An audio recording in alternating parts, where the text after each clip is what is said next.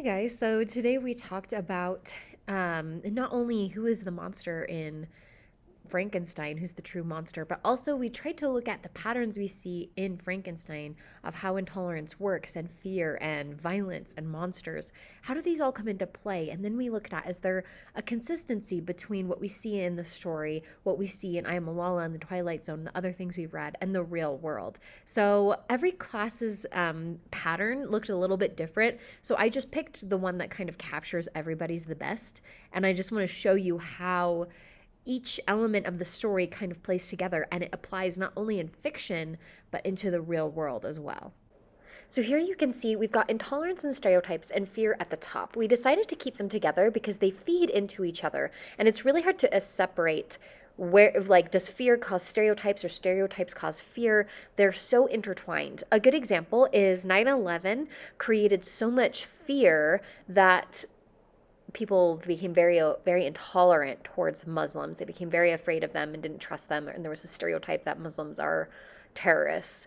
But on the other side, some stereotypes about African Americans can create fear towards them that they're criminals or they, are dangerous, can't be trusted. These are stereotypes that have existed a long time, and they like perpetuate this fear.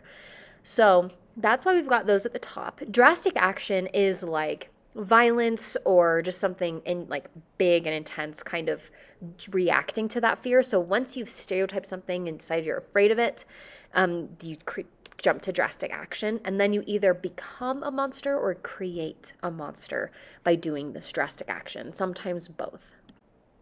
Another example I want to look at, so let's just look at Frankenstein. So we see the intolerance is like if you're ugly, you're a monster. And then you fear, like an ugly thing is to be feared. It's scary because it's a monster. So the drastic action, you see an ugly monster and you attack it.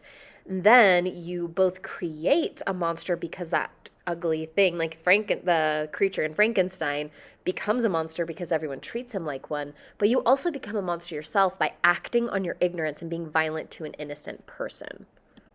Another example is in the Twilight Zone. So remember, in that episode, the power goes out and the kid's like, one of us is an alien trying to kill us, but we don't know who. So the stereotypes is how they decide who's the alien. You have a weird personality trait, therefore you're the alien, and that makes them scared of each other. So they stone each other, chase each other, they shoot and kill one person. And then the monsters are due on Maple Street, that's the title. They all become monsters because they just start tearing each other apart based on stereotypes and the fear that someone could be bad, even though they have no proof whatsoever. So here we have, in I Am Malala, we have Fazlullah. So we're going to consider him the monster because he's a terrorist. So he says, to encourage intolerance, he says, I'm the only one who understands Islam. If you're not Muslim according to my rules, then God will punish you. They just had an earthquake, and he's like, another earthquake will come if you don't listen to me. So that fear that an earthquake's coming makes everyone take drastic action. They burn TVs, books, CDs. They stop going to school, all because Fazlullah told them that's what makes them a good Muslim. So Fazlullah, again, like we started with him as a monster, he is still a monster for encouraging this intolerance. But the people who are, ratting out their neighbors and participating in the gossip could also perhaps be seen that way because they're participating in it as well. Last but not least, I want to look at the current political climate. So there is complete intolerance between Republicans and Democrats. They're dramatically opposed to each other. The other side will kill America, basically, is what they're saying. All Democrats are evil. All Republicans are evil. Trump will kill America. Biden will kill America. We're completely divided. So there's the fear right now that no matter what the outcome of the election is, either side could result in riots, vigilantism, and coups. So people, thinking they're doing the right thing, but could kill innocent people.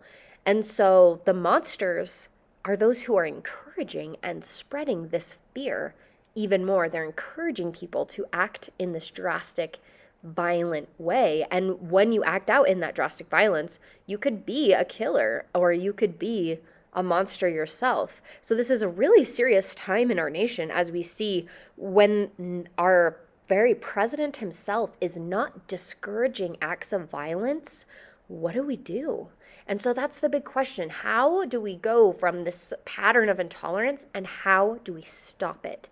That's what we're going to look at next week. Today, we're just looking at the intolerance itself.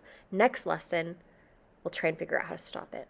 So, the takeaway from this is not America is evil or that everyone is a monster. That's not the takeaway at all. But it does ask us to think about our actions. They have a dramatic cause and effect, and they affect other people and ourselves. Whether we think we're just protecting ourselves and we're just trying to do what we think is best doesn't mean that it doesn't have more serious consequences. It doesn't mean that it doesn't hurt us. And especially, it doesn't mean that we are hurting other people. So we can't just say, well, I was just protecting myself. I was afraid and I was just acting on that fear. I was just trying to do what I thought was right. That's not enough. We have to be willing to see the bigger picture.